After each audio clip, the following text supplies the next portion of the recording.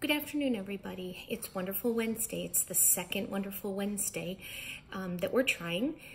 So this week, I have been trying to think of something that is motivational and inspirational and something that kind of connects us and unites us all right now.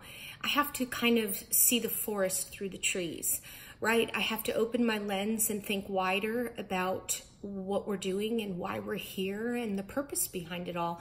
Because I think we tend to get in the weeds when we think about, okay, making sure these lessons are quality, making sure the assignments are quality assignments, making sure we're tracking and providing the feedback that's needed. All of that is extremely important and will lead us to student academic progress. I get that.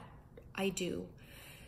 But when I step out of all of this and I think about what is most important during this time, and I came up with 3 things. The first thing is that relationships matter. Whether it's the relationship we have with our precious kids, with their families, or with each other, those connections matter the most. And I think it boils down to asking 2 questions every time we meet virtually. And that is, how are you doing? And what can I do to support you?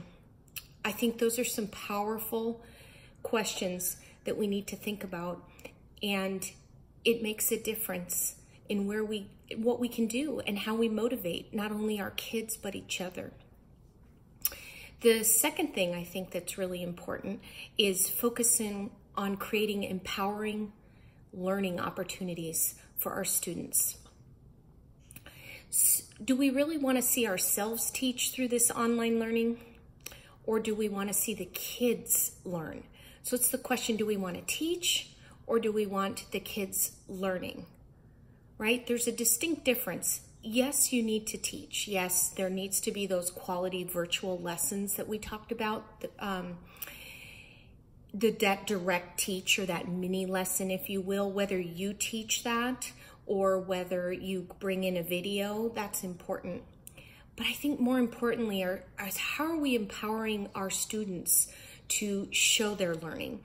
And I kind of wrote down a few ideas and I said, perhaps we can give them creative ways to demonstrate their learning, such as maybe even creating a video themselves, doing a Chatterpix, using the Show Me app, building or creating a diorama when they're working with science, doing an experiment in science, maybe interviewing a parent or a sibling. Those are different ways they can share their learning. And I think this is much more in-depth than just filling out a worksheet or a Google slide in our classroom.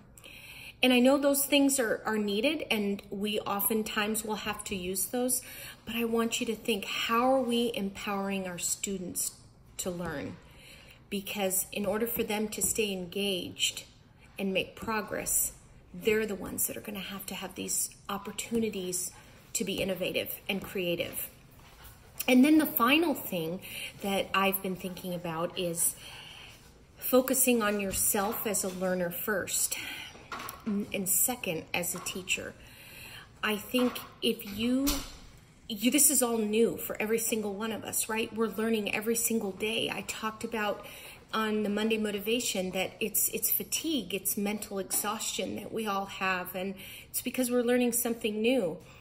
And if we acknowledge that we are learning and that maybe we need to get feedback from our students. How are we doing?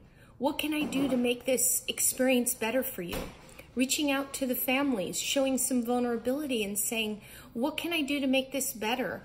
How can I make these connections richer or these learning experiences richer?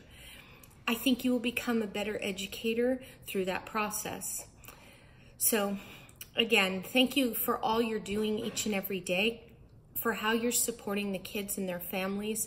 We, the district downloaded some Google Classroom information and shared it with principals. And what we found, what Jillian and I found, was that we have 97% of our children participating in the Google Classroom. That is outstanding. We only have 23 kids that aren't actively engaged, and that was as of last week's data. I think the number is even higher now with the work that you've done. So I want to thank you for that and for your continued commitment to our Gators. So have a great evening, a good day tomorrow, and enjoy your Good Friday, your holiday, and enjoy your Easter.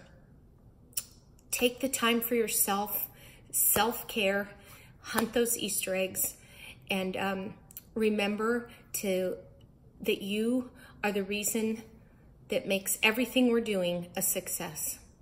So thank you and happy Easter, and we'll see you in the classrooms.